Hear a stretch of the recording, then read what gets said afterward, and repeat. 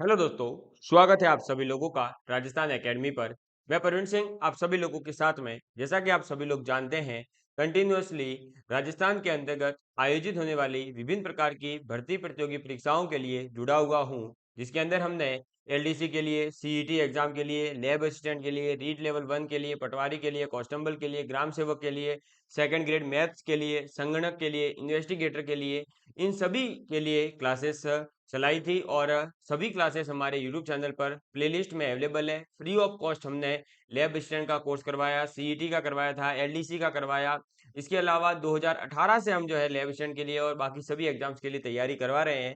और कई बच्चे जो है सिलेक्ट हुए होंगे। आप सभी लोग जानते हैं कि हमारे यूट्यूब चैनल पर किस प्रकार की क्वालिटी और कंटेंट दिया जाता है।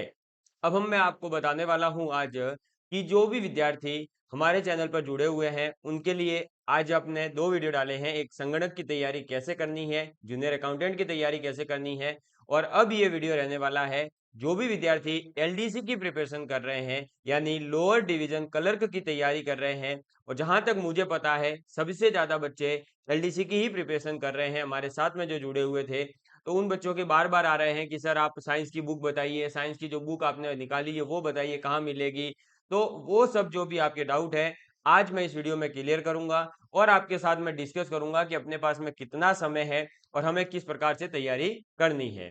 ठीक है, चलिए सबसे पहले बात करते हैं। तो देखिए जो हमारे जूनियर अकाउंटेंट की अपन ने सुबह बात करी थी, तो वो एग्जाम होने वाला है 17 सितंबर 2023 में। यानी जो ये सबसे बड़ी 2023 की अगर कोई भर्ती है तो वो है कनिष्ठ लेखाकार एवं तहसील राजस्व लेखाकार संयुक्त सीधी भर्ती।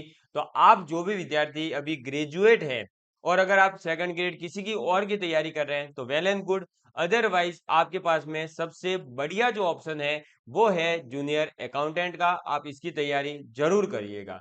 इसके बाद में संगणक की भर्ती होने वाली है। इसका एग्जाम होगा अक्टूबर में, 14 अक्टूबर 2023 को। तो इसके लिए भी आपके पास में समय है और इसकी क्लासेस भी हमारे चैनल पर अवेलेबल रहेगी। इसके बाद में नेक्स्ट जो अपने बात करने वाले हैं इस वीडियो में, वो आ जाती है भर्ती कौन सी, तो वो आ जाती है अपने कनिष्ठ सहायक, जो 15वें नंबर पर दे रखी है। और ये एग्जाम 2023 के अंदर नहीं होने वाला है, ये एग्जाम होगा फरवरी 2024 में। यानी अगर मैं मोटे मोटे तौर पर मानूं तो देखिए जून, जुलाई, अगस्त, सितंबर, अक्टूबर, नवंबर, दिसंबर, जनवरी, अल्टीमेटली 8 महीने का अभी तक मेरे पास में समय है। कितने? 8 माह का समय है। अगर मैं 8 महीने तक डेली जो है 10 से 15 मिनट, 20 मिनट भी टाइपिंग पे ध्यान दूंगा तो 8 महीने में बहुत अच्छी टाइपिंग हो जाएगी। और बाकी का समय जो है मैं इसके पेपर पर दूंगा, क्योंकि टाइपिंग के लिए तो बाद में भी समय मिलेगा। पर पेपर ही नहीं निकला तो टाइपिंग क्या काम की। इसलिए मैंने अभी केवल 20 से 25 मिनट, या जो ज्यादा वैसे पूरा दिन है तो आप आधा घंटा भी अगर टाइपिंग को देते हैं तो 8 महीने में बहुत ज्यादा आप जो है टाइपिंग के बारे में नॉलेज इकट्ठा कर चुके होंगे। और टाइपिंग के बारे में आपको पूरी जानकारी होगी कि कौन सा वर्ड कहाँ पर है। आप नींद में भी टाइप कर पाओगे, हिंदी, इंग्लिश में। और साथ ही साथ जो इसका प्रोफेंसी का वीडियो होता है, मतलब जो भी आपके इसके अंदर किसके बारे में, वर्ड के बारे में, एक्सेल के बारे में, एडिटिंग के बारे में जो पूछा जाता है, वो भी आप आराम से कवर कर सकते हो। 8 माह का समय बहुत ज्यादा होता है किसी भी प्रतियोगी परीक्षा की तैयारी के लिए। और आप अच्छे से अगर इसके सिलेबस को देखेंगे तो बहुत ही कम सिलेबस है। और आप सभी लोग जैसा कि सीईटी एग्जाम देकर के ही आ रहे हैं, तो आपको पूरा सीईटी का ही सिलेबस वापस से इस प्रतियोगी परीक्षाओं के लिए पढ़ना है। इसके अलावा इसमें कोई भी चेंज नहीं किया जा रहा है। इसका नोटिफिकेशन भी जो है बहुत जल्द आ जाएगा। अभी 8 महीने हैं तो ये मान के चलिए नोटिफिकेशन भी 4-5 महीने आ जाए पहले आता है। मतलब ये सितंबर या जो अक्टूबर महीने में इसका नोटिफिकेशन आने वाला है, तब तक आप इसकी तैयारी बहुत अच्छे तरीके से कर सकते हैं। इसके लिए हमने YouTube पर भी हमारी कंप्लीट क्लासेस अवेलेबल करवा रखी है, आप वो क्लासेस भी देख सकते हैं। साथ ही साथ जो बच्चे ये चाहते हैं कि सर मुझे आपके YouTube से तो क्वालिटी कंटेंट मिला और मुझे जो है चीजें समझ में आ गई, लेकिन मैं और भी ज्यादा प्रैक्टिस करना चाहता हूँ। और ज्यादा जो आपने मैथ्स की बुक मेरी लिखी हुई है खुद की, एलडीसी के लिए 450 क्वेश्चन है उसके अंदर, और पूरे मतलब प्रीवियस ईयर के क्वेश्चन पेपर्स का कलेक्शन है। इसके अलावा साइंस की बुक है, जीके की बुक है। तो आप चाहते हैं कि सर वो सब भी मैं कंटेंट जो है पूरा कवर करूं, तो उसके लिए आपके लिए जो है हमारे ऐप पर, जिसका लिंक मैंने डिस्क्रिप्शन में भी दे रखा है, साथ ही साथ हमारे चैनल के अबाउट में और सब जगह पर जो है आप लोगों के लिए लिंक अवेलेबल है। आप वहां से ऐप डाउनलोड करके अपने दोस्तों के साथ में शेयर करके और अपने जो कोर्स है वो भी आप कोर्स खरीद सकते हैं। बहुत ही मिनिमम फीस के अंदर अवेलेबल करवा रखा है पूरा मैथ्स और साइंस का कोर्स, और बहुत ही डिटेल के अंदर। आप यूट्यूब पर पहले क्लास देखिए, आपको खुद को पता चल जाएगा कि अगर यूट्यूब पे ऐसा कंटेंट है तो जो बच्चा मेरे से पर्सनली कनेक्ट होगा उसके लिए मैं कितने अच्छे से तैयारी करवाने वाला हूँ। मैं खुद भी एलडीसी एग्जाम क्रैक किया हुआ है, आप सभी लोगों को पता है 2018 का। और मेरे यूट्यूब चैनल पर ही मेरा एक वीडियो अवेलेबल है जिसके अंदर मैंने सभी मेरी कंप्लीट डिटेल, जो भी जितने एग्जाम निकाल रखे हैं, कौन से कब कब निकाल रखे हैं, वो सब चीजें बता रखी है। तो किसी को विश्वास नहीं हो तो देख सकता है, क्योंकि कई बच्चों को आजकल लगता है कि ये सब जो ऑनलाइन में झूठ बताया जाता है, हर टीचर झूठा नहीं है, ये भी आपको स्पष्टीकरण कर दूं। अब मैं आपको बताता हूं कि अपने पास में 8 महीने का समय है, तो अपने को अब क्या करना है। देखिए, सबसे पहले तो आप ये भूल जाएं कि 8 महीने बहुत ज्यादा होते हैं, ठीक है ना? क्योंकि कई बच्चों को ये लगेगा 8 महीने हैं अभी तो आराम से करेंगे। नहीं दोस्त, 8 माह में आप मुश्किल से 8 सब्जेक्ट कवर कर पाओगे अच्छे से, और कुछ नहीं होगा इससे ज्यादा। कोई है ना, आप एक्सपेक्टेशन ये मत करो कि यार 8 महीने है भाई साहब, हम तो फोड़ ही देंगे, फर्स्ट रैंक ले आएंगे। ऐसे ही नहीं आती है, पूरी तैयारी करनी पड़ेगी। देखिएगा, 8 माह का समय है और हमारे पास में पेपर कितने हैं? तो 2 पेपर हैं एलडीसी एग्जाम के लिए, आप सभी लोग जानते हैं। उन 2 पेपर के अंदर पहले वाला पेपर और दूसरे वाला पेपर, पहले वाले में हिंदी है और इंग्लिश है, ठीक है? और हिंदी और इंग्लिश सब्जेक्ट ऐसी है कि आप आज पढ़ो, आज से 8 माह के बाद में पढ़ो, चाहे 16 माह के बाद में पढ़ो, एक जैसी ही रहने वाली है। जो विलोम शब्द फिक्स है वो विलोम शब्द फिक्स रहने वाले हैं। एनोनिम्स, सिंटोनिम्स, वन वर्ड, ये सब चीजें पहले से जो फिक्स है वही चीजें फिक्स रहने वाली है। तो क्यों ना हम रेगुलर, वन वर्ड है, एनोनिम्स है, सिंटोनिम्स है, हमारे विलोम शब्द है, पर्यायवाची शब्द है, इसके अलावा शब्द युग्म है, जो चीजें याद करने की है, मुहावरे, लोकोक्तियां, इनको डेली, अगर मैं आज से, यानी देखो आपके आज 30 तारीख हो चुकी है, अगर हम 1 जून से भी स्टार्ट करते हैं अपनी प्रिपरेशन, तो 8 महीने तो बताए हैं मैंने, ठीक है? अब अगर मैं 8 महीने तक रेगुलर पर डे 5 वर्ड, पर्यायवाची शब्द, विलोम शब्द, ऐसे ऐसे 5-5 सभी, और ऐसे ही 5 इंग्लिश के, अगर मैं वर्ड्स एक कॉपी के अंदर डेली नोट डाउन करता हूं और डेली याद करते चलता हूं, तो क्या मेरा सिलेक्शन नहीं होगा? निश्चित रूप से आपका सिलेक्शन हो जाएगा। आपके हिंदी और इंग्लिश 8 माह में, जो ये पूरा वोकेबलरी वाला पोर्शन होता है, वो इतना बिल्ड हो चुका होगा कि आप कोई भी वर्ड देखोगे आपको समझ आ जाएगा कि इसका मीनिंग क्या है। इसके अलावा जो भी ऑफिशियल लेटर्स वगैरह के पैटर्न होते हैं वो फिक्स होते हैं, वो कभी चेंज नहीं होते हैं। तो क्यों ना हम उन पैटर्न वगैरह को अभी से ही तैयार कर लेवे और अपनी 2 कॉपियां बना लेवे बढ़िया, एक हिंदी की, एक इंग्लिश की, और उसके अंदर जो भी संधि के जैसे एक्सेप्शंस है उनको लिख लेवे। फिर हमारे जो विलोम शब्द है उनको डेली 5-5 लिखो और डेली याद कर लो। अगर डेली उन 5-5 वर्ड को याद करते जाओगे, तो आप आसानी से 8 माह के अंदर इतना बड़ा चेंज अपने खुद के अंदर देखोगे कि आपको खुद को विश्वास नहीं होगा कि क्या 8 महीने पहले आप थे और आज 8 महीने बाद में आप क्या हैं। लेकिन इसके लिए कंटिन्यूटी रखनी होगी और कुछ नहीं करना है, केवल 5 वर्ड। हम क्या करते हैं कि जब जोश में आएंगे, आज क्या है कि तूफानी कुछ करते हैं और पी करके कुछ ना है, चल आज तो मैं जीत के दिखाऊंगा। और अरे भाई साहब, जीतने के लिए रेगुलर पढ़ना पड़ता है, एक दिन जोश में आने से कुछ नहीं होता है। एक दिन तो हम बहुत ज्यादा जोश में होते हैं, बस इस बार तो 2023 में तो फोड़ के रहूंगा, 2024 में तो मैं फोड़ के रहूंगा। अरे, ये केवल और केवल जो है ये सोच लेने से कुछ नहीं होता। मेहनत करनी पड़ती है और जी जान लगानी पड़ती है। और कंटिन्यूटी और कंसिस्टेंसी का जो सबसे बेस्ट अगर दुनिया में कोई एग्जाम्पल है तो वो है दशरथ मांझी। अरे आप देखिए कि उसने कितने साल तक उस पहाड़ को काटा होगा, तब जाते वो रास्ता बना होगा। ऐसे ही कहीं पर जो है मंजिलें नहीं मिला करती दोस्तों। ये मंजिल को पाने के लिए तो राहगीर को ही चल करके उस मंजिल तक पहुंचना होता है। तो आपको भी कंटिन्यूटी बनाए रखनी होगी, कंसिस्टेंसी बनाए रखनी होगी। एक दिन भी, चाहे संडे हो या मंडे, जैसे ऐड आती है ना, संडे हो या मंडे रोज खाओ अंडे, वैसे ही संडे हो या मंडे रोज खाओ अपने दिमाग में क्या, हिंदी के वर्ड, इंग्लिश के वर्ड। समझ में आ गई बात? तो ही तैयारी होगी भैया, ठीक है ना। ये स्पष्टीकरण कर रहा हूं आपके सामने, आपको लगता होगा बहुत आसान चीजें हैं, ऐसा नहीं है। मैंने खुद ये एग्जाम क्रैक किया है, लैब असिस्टेंट क्रैक किया है, इसके अलावा एनवीएस के लिए, आईआईटी के लिए प्रिपरेशन करी है, तो मुझे पता है कि किस प्रकार से जो है हम 200 साल तक आईआईटी की प्रिपरेशन करने के बाद भी जब बच्चा 1 नंबर से 2 नंबर से रहता है, तो आप सोचिए कि आप अगर 8 महीने नहीं पढ़ सकते तो उस बच्चे ने 2 साल तक कैसे पढ़ाई करी होगी, और वो तो 11वीं 12वीं का बच्चा होता है। आप तो उससे बड़े हैं, आपके पास में आपने समाज को देखा है, आप विकसित हो चुके हैं, आप कॉलेज कर चुके हैं, और कॉलेज करने के बाद में ये माना जाता है कि विद्यार्थी को ये समझ हो जाती है कि उसके जीवन में क्या सही है और क्या गलत है। तो उस समझ के बाद भी अगर आप नहीं पढ़ रहे हैं कंटिन्यूअसली, तो फिर आप सिर्फ और सिर्फ जो है अपने खुद के साथ में धोखा कर रहे हैं। अब बात करते हैं फर्स्ट पेपर की। तो फर्स्ट पेपर के अंदर बहुत सारी सब्जेक्ट है ना, लेकिन देखिए क्या क्या आने वाला है, मैथ्स आने वाली है, साइंस आने वाली है, और जीके। मेजर पोर्शन तो यही है। अब जीके के अंदर बहुत सारा बड़ा बड़ा पोर्शन दे रखा है, मैं मानता हूं, लेकिन दोस्तों देखिए यहां पर भी आप ये करिए कि रेगुलर मैथ्स के किसी एक टॉपिक को उठाइए और उसके 5 क्वेश्चन सुबह कर लिए, 5 क्वेश्चन शाम को कर लिए। मैं आपको बता रहा हूं कि जो ये मैं पूरा अभी टाइम बाद में बताऊंगा ना कितना समय जाने वाला है, आप दिन के केवल 3 घंटे भी पढ़ लोगे ना, 3 घंटे भी, तो 8 महीने के बाद में आप किसी भी एग्जाम को क्रैक कर जाओगे और किसी विभाग के अंदर जाकर के आप बाबू बने हुए होंगे। आप एलडीसी होंगे वहां के, पर कंटिन्यूअसली, बस बात कंसिस्टेंसी की आ रही है यहाँ। तो आपके पास में मैथ सब्जेक्ट है, आप जानते हैं।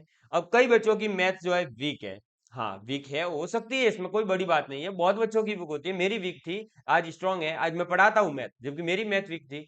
तो ये मैथ स्ट्रांग कैसे होगी सर? इसके लिए रेगुलर जो है आपको मैथ्स की प्रैक्टिस करनी होगी। हम क्या करते हैं कि हम प्रैक्टिस तो नहीं करते, बस टीचर बदलते हैं।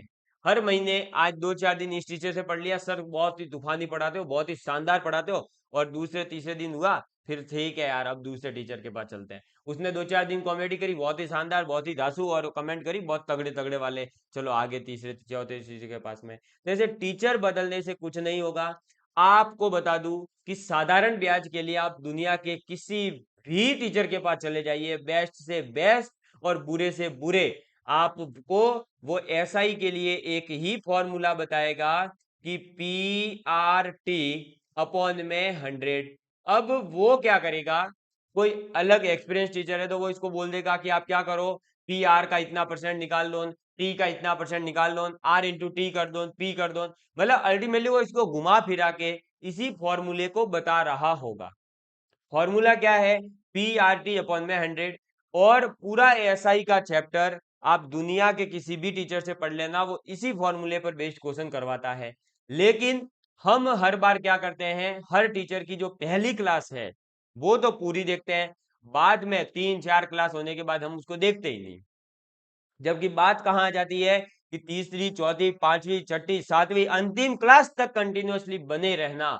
और जो अंतिम क्लास तक कंटिन्यूअसली बने रहता है ना, वो ही इस चीज को देख पाता है कि जो एसआई का फॉर्मूला उसने किसी और टीचर से पढ़ा था, वही एसआई का फॉर्मूला यहाँ भी यूज हुआ। बस मैंने प्रैक्टिस नहीं की इसलिए मैं भूल गया था, ये टीचर प्रैक्टिस करके आ रहे हैं इसलिए इनको याद है।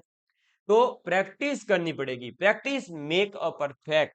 आपको प्रैक्टिस जो है वो परफेक्ट बनाएगी। आप अगर ये सोचते हैं कि केवल जो है टीचर बदलने से मैथ तैयार होती है, तो नहीं होगी। मैथ के लिए आपको प्रैक्टिस करनी होगी। प्रैक्टिस के लिए आप क्या करें, हम क्या करते हैं कि बुकें उठाकर ले आते हैं, ये मोटी मोटी 500 500 हजार हजार पेज की बुकें आती है, वो उठाकर ले आते हैं। लेकिन हम ये कभी नहीं सोचते कि जो हमारे प्रीवियस ईयर के पेपर हैं जो हो चुके हैं प्रीवियस ईयर में, उन्हीं को एक बार टटोल लिया जाए, उन्हीं को एक बार सीख लिया जाए, ताकि हम एग्जाम लेवल तक की तो पहले तैयारी करें। देखो, कोई भी टीचर अगर बुक लिख रहा है, कोई भी टीचर आपको पढ़ा रहा है, तो वो हमेशा ये सोच करके पढ़ाएगा कि अगर एग्जाम का लेवल अप हुआ तो बच्चा क्वेश्चन कर पाए। लेकिन एग्जाम का लेवल अप हो उससे पहले हम एग्जाम के लेवल तक तो पहुंचे, और उस लेवल तक पहुंचने के लिए आप क्या करिए, प्रीवियस ईयर के क्वेश्चन पेपर करिए। चाहे वो एलडीसी एग्जाम हो, चाहे दुनिया का यूपीएससी एग्जाम हो। आप जानते हैं कि अभी जो यूपीएससी का रिजल्ट आया, सभी बच्चे यही कहते हैं कि पीवाईक्यूज करिए। मैथ्स ऑप्शनल में जो मैं आपको बता दूं, क्योंकि मैंने भी एग्जाम दे रखे हैं, मैंने भी मैथ्स ऑप्शनल कहीं पर पढ़ाया भी है, मुझे पता है कि मैथ्स ऑप्शनल में रिपीट होते हैं क्वेश्चंस। लेकिन ये बच्चे नहीं समझते हैं। क्यों? क्योंकि वो क्या है, ओवर कॉन्फिडेंस होते हैं, ये भी कर लूंगा, वो भी कर लूंगा, वो भी कर लूंगा, नहीं कर पाते हैं।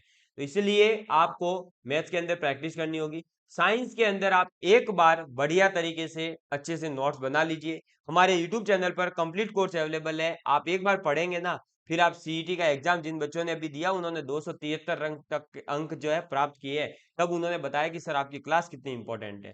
तो आपको भी क्या करना है कि भाई साहब उस लेवल तक पहुंचना पड़ेगा, आपको मेहनत करनी होगी, नोट्स बनाने होंगे, कंसिस्टेंसी बनाए रखनी होगी, और नोट्स बनाने के बाद क्वेश्चन प्रैक्टिस करिए। जीके के अंदर है, तो जीके में जो अलग अलग पोर्शन दे रखा है, उसमें से आप सबसे पहले जो पोर्शन फिक्स रहता है, जो करंट अफेयर के साथ में चेंज नहीं होता, उसको प्रिपेयर करिए। जैसे पॉलिटी, जैसे ज्योग्राफी, जैसे आर्ट एंड कल्चर, और इसके बाद में इकोनॉमिक्स का जो पोर्शन है, इकोनॉमिक्स मतलब कि वही आपका जैसे कृषि है, खनिज है, पशु संपदा है, जनसंख्या है। तो इनके जो आंकड़े हैं वो कभी कभी चेंज होते हैं, गरीबी है, इनके जो आंकड़े चेंज होते हैं, उनको आप तैयार करिए। और उसके लिए मैं आपको एक ही सजेशन दूंगा, आप कोई भी एग्जाम की तैयारी करें, एक कॉपी अपने पास जरूर रखें, और वो होनी चाहिए करंट अफेयर की। और करंट अफेयर तैयार करने का बेस्ट तरीका है, सबसे पहले सुबह उठते ही न्यूज़पेपर पढ़ें, उसके बाद में कोई भी एक चैनल से आप वीडियो देख लेवें। उससे क्या होगा कि आपको एमसीक्यू वगैरह किस प्रकार से बनेंगे, वो थोड़ी सी नॉलेज हो जाएगी। और तीसरा आपका काम है कि आपने ये कर लिया, न्यूज़पेपर पढ़ लिया, वीडियो देख लिया, फिर आप जो पीडीएफ लेकर के अपनी कॉपी के अंदर केवल और केवल वो चीजें नोट डाउन करें जो आपको याद नहीं हुई है। और ये नोट डाउन कब करना है? तो अगर आपने ये सुबह काम किया 8 बजे, तो ठीक 12 घंटे बाद में शाम को 8 बजे ये काम करना है। क्या? कॉपी में नोट डाउन करने का। समझ में आई बात? ताकि आपको कई चीजें तो याद हो जाएगी, और जो चीजें याद नहीं होगी वो आप नोट डाउन कर लेना, बाद में आप उसको रिवाइज कर लेना। इस प्रकार से अगर आप होलिस्टिक वे में तैयारी करते हैं, तो देखिए दिन का आप जो है भाई आधा घंटा गया न्यूज़पेपर पढ़ने में और वीडियो देखने में, और आधा घंटा कॉपी में लिखने में। तो 1 घंटा आप डेली करंट अफेयर को दीजिए। करंट अफेयर मैं तो मानता हूं कि आप डेली एक अपना भाग बना लीजिए, क्योंकि किसी भी एग्जाम की तैयारी करो, करंट अफेयर्स बहुत ज्यादा इंपॉर्टेंट है और आता ही है, इसमें कोई बड़ी बात नहीं है। मैं किसी टीचर के फेमस होने पर ये बुराई करूं कि नहीं करंट अफेयर का पोर्शन नहीं आता, आता है, आता है तो आएगा ही।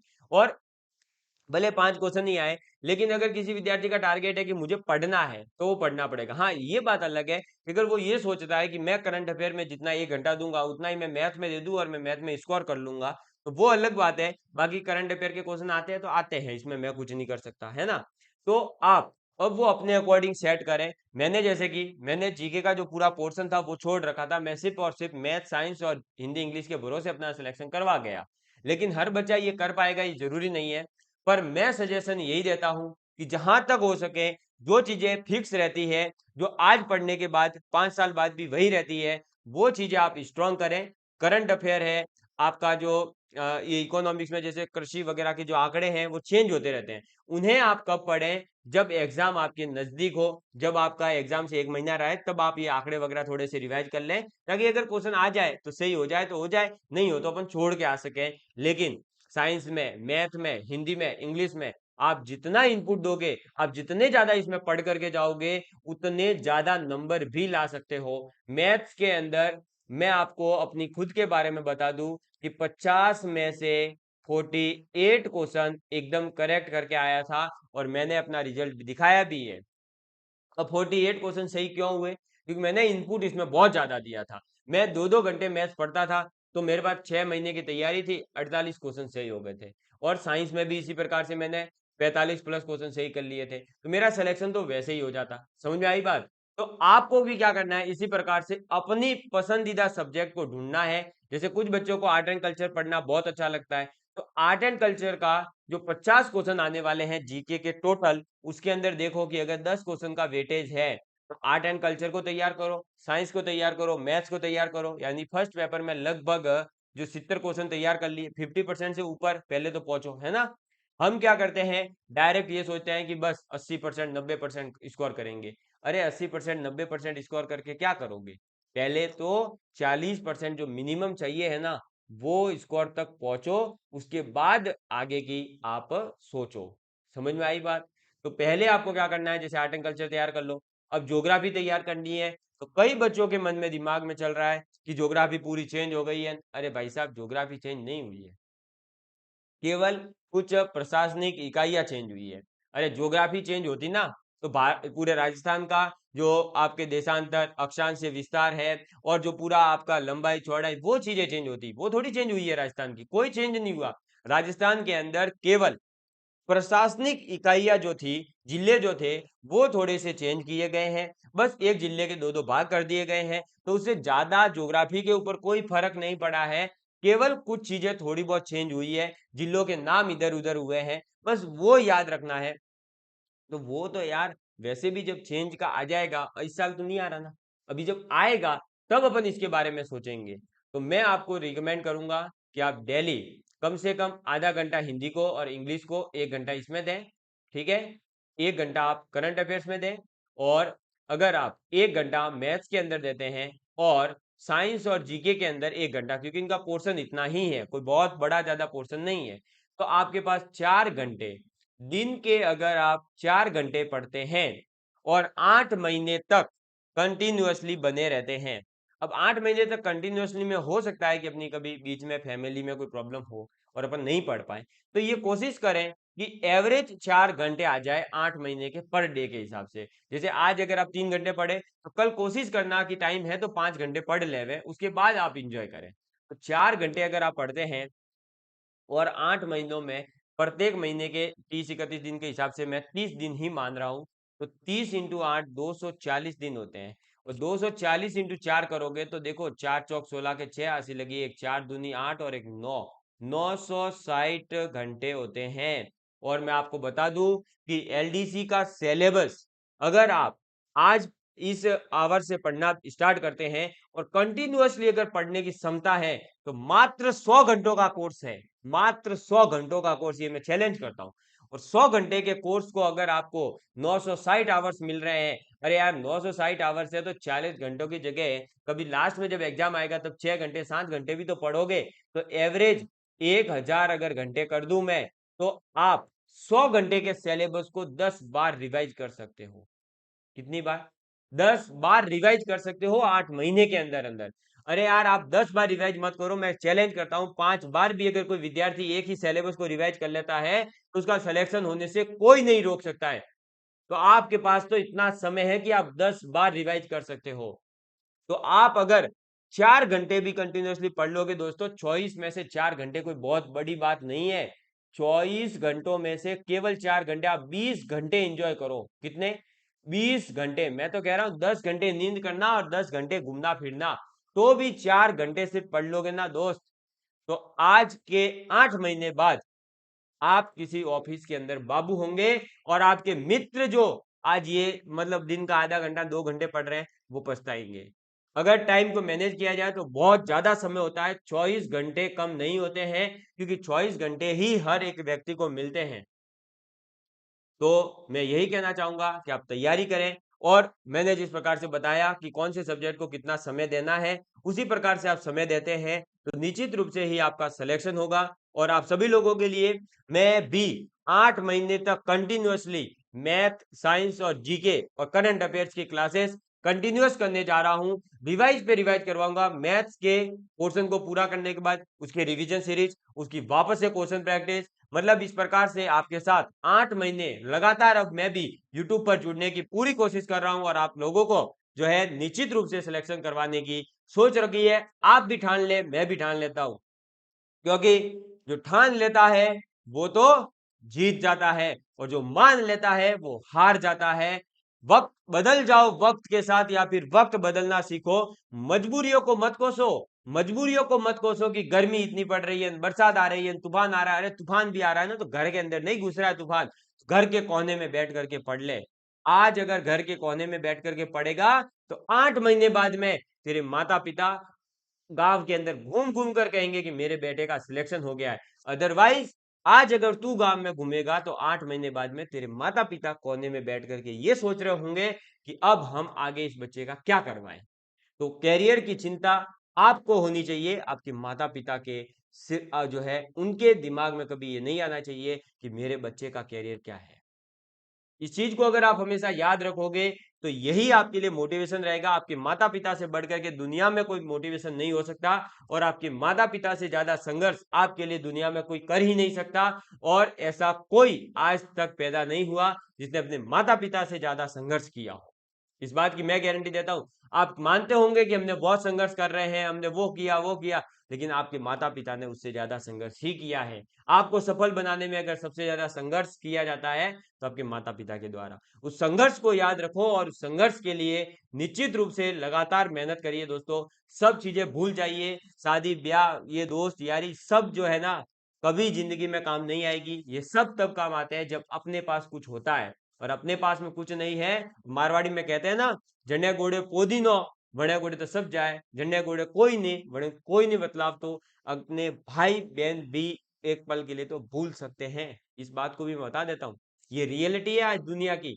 आज जो ये मतलब संसार चल रहा है ना, तो ये पैसों के दम पे चल रहा है। जिसके पास पैसा है उसकी वैल्यू हो रही है, और जिसके पास पैसा नहीं है उसकी कोई वैल्यू नहीं है।